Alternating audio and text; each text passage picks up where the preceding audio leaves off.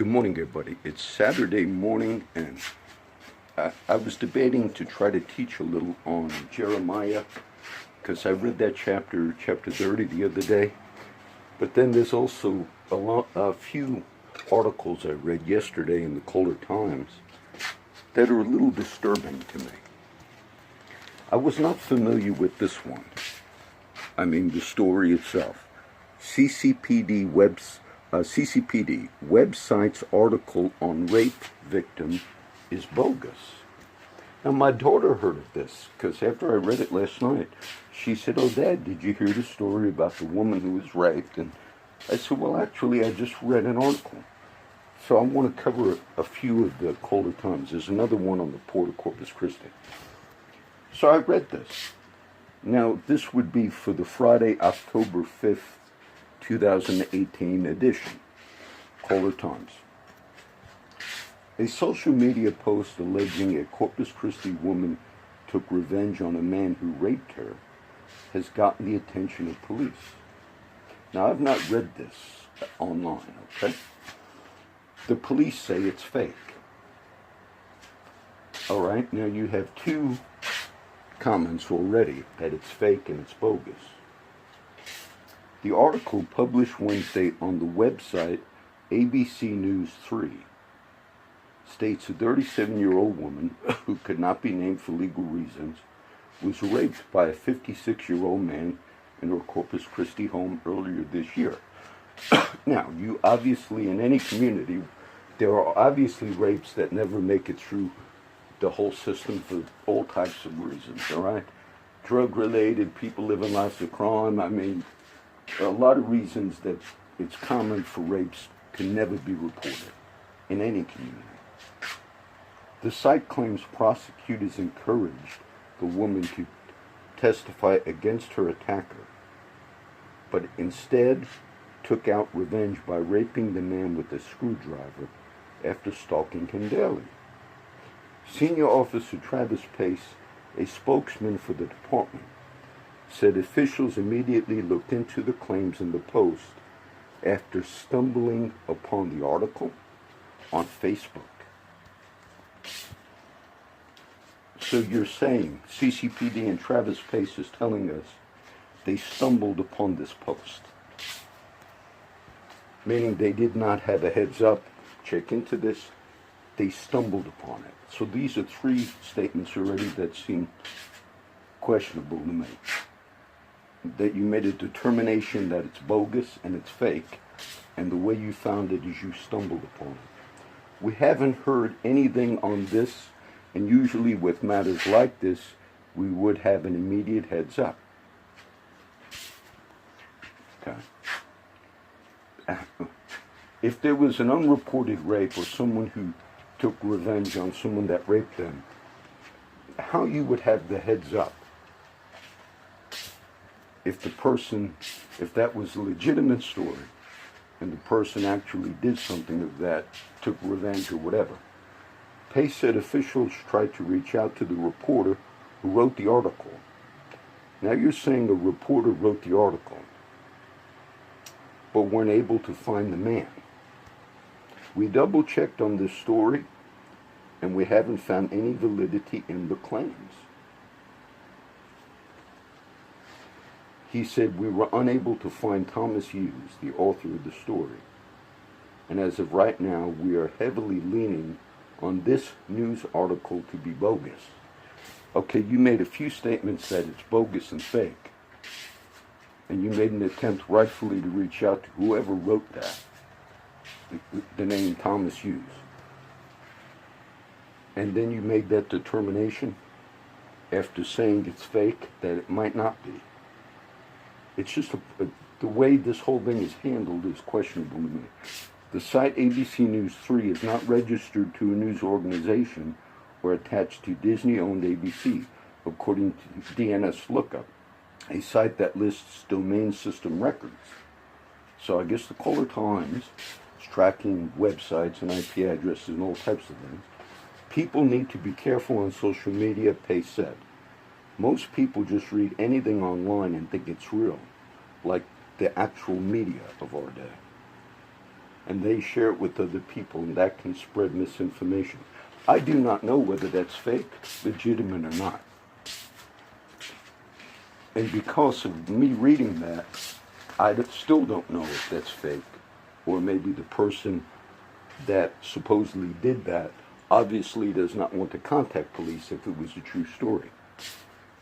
There's another article in the paper, that one, and I was going to reread it, but I'm busy, I didn't have time. It's the whole Port of Corpus Christi again in the spotlight. I've covered that before, but one note I'll make is the Port of Corpus Christi, in my view, has been really aggressive in going after any competitors for the oil business in this region. That's my view. They've been competitive. And there's been disruption to the dredging, the bridge, all types of things. And the Clayburgh County, I retired out of Kingsville Fire Department, which is in Clayburgh County. The commissioners in Clayburgh County, Hispanic, as well as Anglo, but it's primarily Hispanic community, worked for 25 years in that city. They are 100% for the offshore oil storage facility that another company, Trafigura, wants to build. Trafigura was an oil field company that has put in application to build a storage facility so many miles offshore, which seems to be a legitimate business, and this is part of oil service, okay? And the Port of Corpus Christi, I commented on the last few weeks, they have aggressively tried to stop competitors, and I felt they've practiced unethical business practices in various things. But another community close to Corpus Christi, which is Kingsville, really wants that business because it's going to affect somehow Clayburgh County in a beneficial way, which is a much smaller city. Kingsville is much smaller than Corpus. So now you're dealing not with the Port of Corpus Christi trying to just stop competitors. Now you're dealing with them also competing with smaller cities in our area that want that Trafigura. And I read the whole article, and the local representatives are involved, Abel Herrero, Chapa, a few others. It seems like most of the responsible leaders, representatives from this region who have a say in this, even the governor's office, Governor Abbott, it said they didn't immediately respond. It seems as if the responsible representatives, primarily a lot of them are Democrats in the local area, they basically said, we hope they could just work things out with other companies that are also in the oil field business. They just basically were saying, like, the impression I had was they were recognizing that the Port of Corpus Christi is too aggressive and maybe crossing lines in stopping competitors. And they were all basically saying, well, we hope they can just talk to each other, work things out.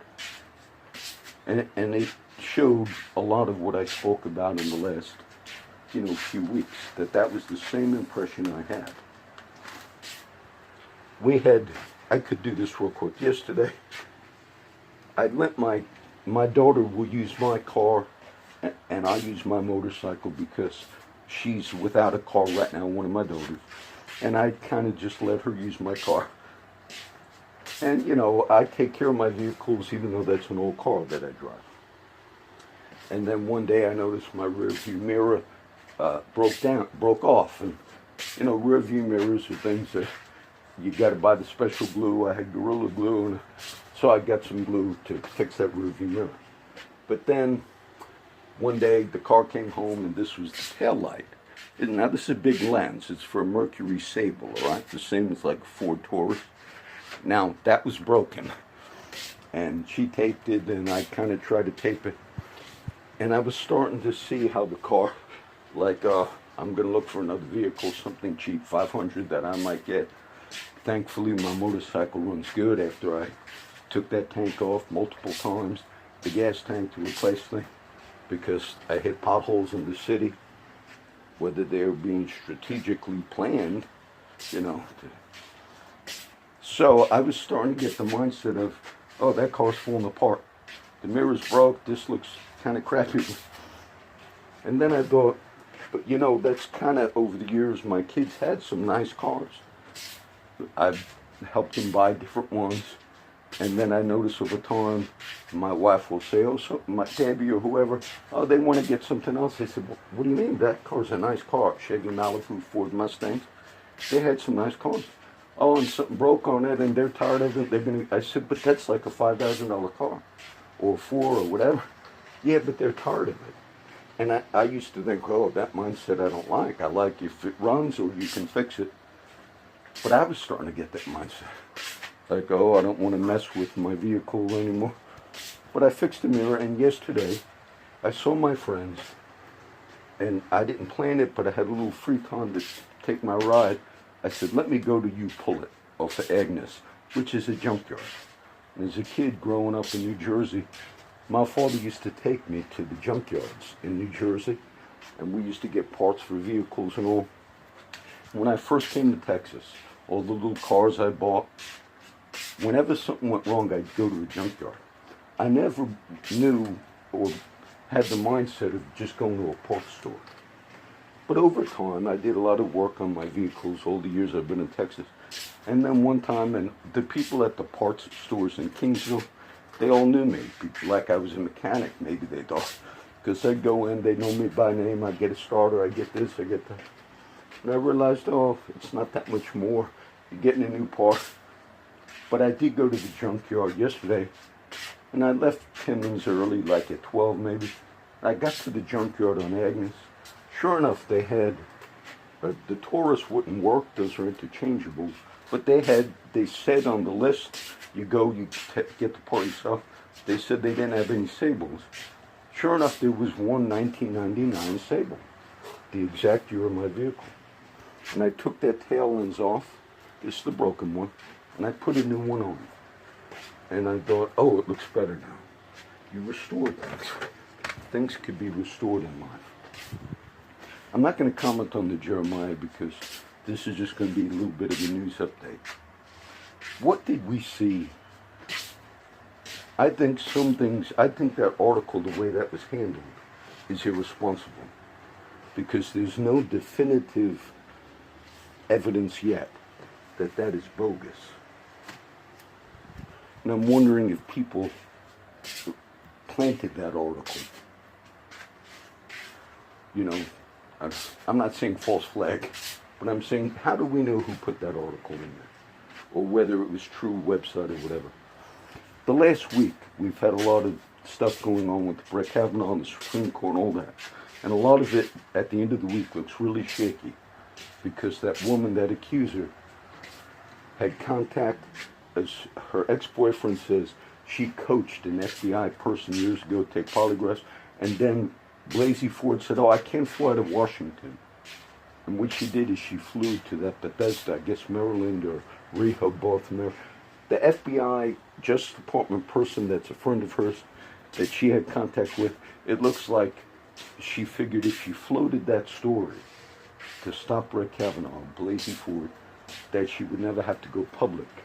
The reason I believe she didn't want to go public was because there's fakeness in that.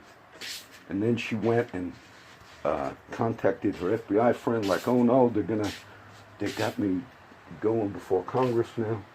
It was shaky because that FBI friend of Blasey Ford also told Blasey Ford's friend Leland Kaiser, don't completely deny it. Say you believe they coached, and that's manipulation.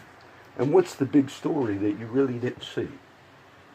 The media has been telling us for the last year how dangerous opposing views can be. How dangerous. And then, of course, we had instances where Democrats went and tried to murder Republicans at baseball games. But the media wasn't really concerned about that side of it, meaning how dangerous their reporting has been. So then this week, we had a few instances of people sending things that we either considered back to the anthrax days, to the Pentagon, to Trump, to the White House. And then we had one from the senator from Texas, Ted Cruz. evacuated his building. Now, when I first read the story yesterday, it said, oh no, this was nothing, in the media. Ted Cruz thing, this was nothing, okay, but somebody sent something. And then the media, in the paper, articles online, basically were saying, oh, these were no instances. But actually, they had a veteran from Utah, I think he was a Navy veteran, not old, like maybe around 40, who sent castor beans, which is what you make rice in. Meaning that was indeed, if you will, a terrorist type of a thing against the Pentagon, against Trump, and something against Ted Cruz. And that was such a small news thing this week. Because anybody that has been so enticed by the media reporting this last year and the non-stop, irresponsible journalism that we have seen in this country could be inspired to go get Trump, to go get the Pentagon, to go get Ted Cruz. And that was such a small... Now, I guarantee you, if somebody did something like that to a journalist, the media would top story. We showed you how dangerous Trump's rhetoric and language is. That would be top story. They consider themselves more noble than leadership in the country. And they've been running that narrative for the last year, waiting, saying you're making... Journalism has become, for the most part, just a partisan political arm of a particular view of people that are Democrats, that hold views sincerely. We get it. Journalism is not, when you say free press is the ability, even in our day now, for people to be educated about things, to speak on issues, and to shine the light. But what you find in the press, in the media of our day, is a partisan bias and even oftentimes manipulation, thus the title fake news. So this week, some people might not even be aware, but there was a man who was, for some reason, he was incited to send what he felt was a threat, which were the castor beans, which you make ricin out of, to Trump. So now, can you imagine if the media was nonstop against Obama for a year, which of course they never were, and then it would be a national story, but it's not, because the media is not. I was going to do a little bit of history in New York. I'm getting ready to go up north. But you know, the media started with what was called penny papers in New York City, all print media in this country. You could buy those papers for a penny. And they started just telling like stories about what's going on, and people were buying those for a penny. Then you had, I think the New York Herald rose up, eventually New York Times. But a lot of the history of media, the media and the mainstream media, when you say free press, you have the freedom, and you have had it, to publish responsibly, but you have not used it. I believe that headline on this CCPD website's article on rape victim bogus. But if you read the content of that article, they don't know for sure. If you had a woman that was raped and wanted to get that story out, and something like that did happen, and then the CCPD might have tried to contact whoever put that out, maybe that person felt like they did not want to go through. If that's true, they'd be admitting basically they stalked somebody who raped them. Maybe they felt they didn't. But either way, you don't say openly it's bogus. You could say it's highly questionable. You could say that we did some reporting. We tried to find out if they're associated with ABC News. But that's irresponsible journalism. And they do it on a lot of stuff. So I'll do that as the update.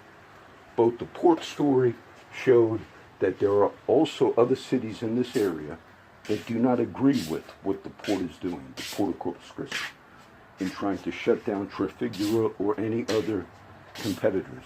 Even the leadership of our region, representatives, basically are telling the port, try to work things like kids. Like say, will the port, do they want to hire their own, like, battleships? I mean, is it possible? Well, we must stop. I grew up in an area in the 70s where the Italian mafia was highly influential in business, in construction, in sanitation workers, and sometimes you could only get jobs if you had connections. But that's all of that. And when you see some of the dealings going on here, to protect the money, do things righteously. There's enough for the Port of Corpus Christi if they did things righteously.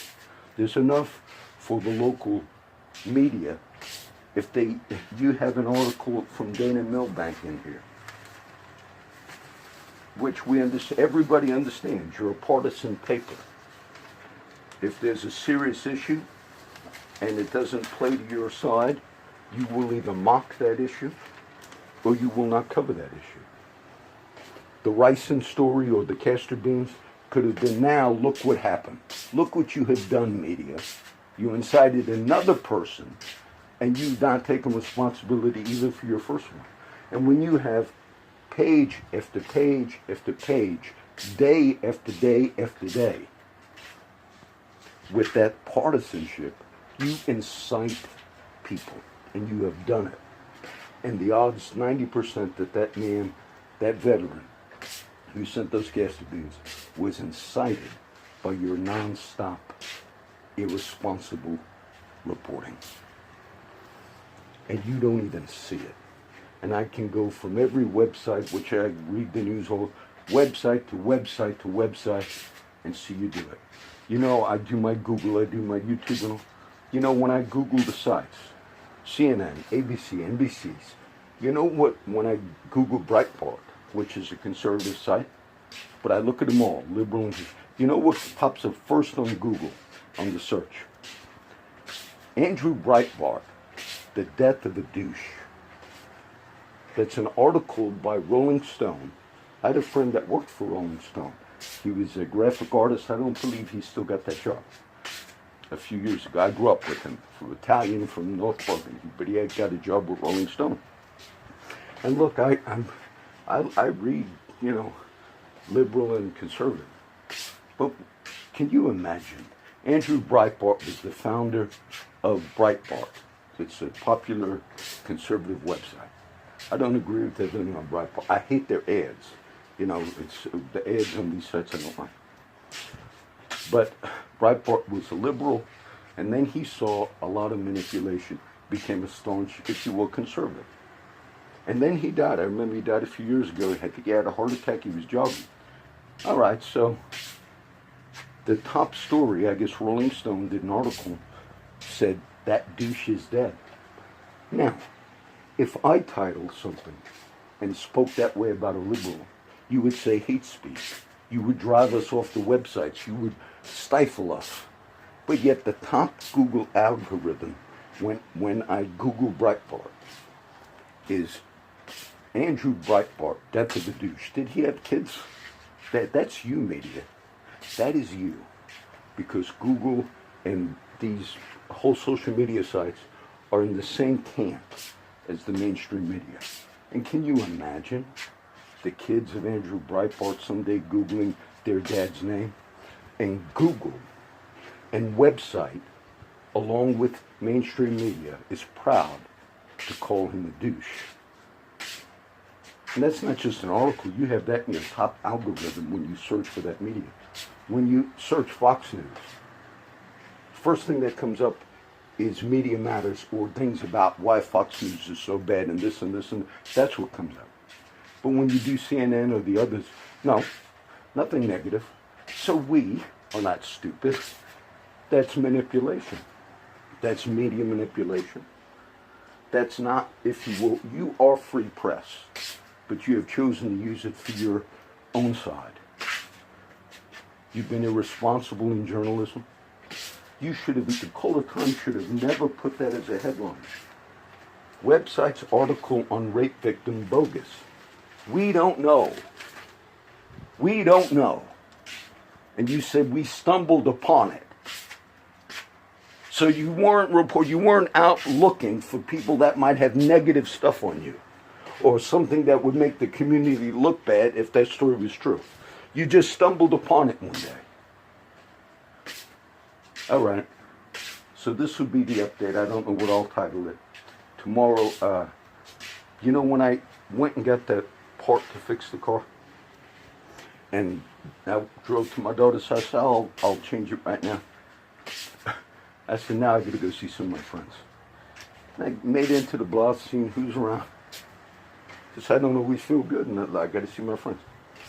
And I ran into more than one. So if one of my friends watches this that saw me yesterday, somewhere, I was just driving, parked somewhere. And even though there was things going on, you know, they're going to meet up, somebody was going to, this one's going to show. And I could see, and one guy asked one of my friends, I was sitting with him, is this guy safe? Like talking about me. Like I don't know, he's okay. But yet, to me, I felt good that, okay, at least I'm with my friends. And then a few other instances happened, just nothing real bad. But then I went to another friend's house, my other friends showed up, they had things going on. But they know that I'm on the up and up, that I'm not involved in it. I don't take stuff, but yet they're friends of mine. And many of them do not have that same trust in the police in here, in the local stuff that goes on here. Many of them, because of past histories, when they see people that are in positions of authority, they know, or their past dealings have made them not trust at all. To say, no, we know what happened with these people in the past with us, John, or we know how corrupt this. What a disgrace. What an utter disgrace. I heard one lady, I'll end it now, I'll talk to me. I heard one of the women running for mayor. They're on the local talk shows this last few days, Bob Jones and Jim Logano. She seemed like she knew a lot about the fire departments and all that. She was knowledgeable. And she's got some website or something about crime in Corpus Christi. But she made a few comments, and she said, you know, if you Google corruption or crime in Corpus Christi, she said, you don't get anything positive. And she wasn't being critical. She was basically saying, they know. And look, if you Google corruption, you know what comes up? Some of my videos. Because I had to test, you know, my sites over the years. And if you Google something, some of those come up. And I'm glad they come up. So what we would ask for the responsible journalism. Don't say definitively something's fake when the content of that article tells us it might not be fake. Don't use accusations from women that are questionable in this whole national debate. And then to incite an unstable Navy veteran to begin sending things that would be considered, you know, chemical weapon type things, even though castor beans are not completely rice. You incite that. You do that. He didn't send it to, he sent it to Trump. He sent it to the Pentagon. He sent it to what you in the irresponsible media have instigated in this country, because you're unable to report the truth.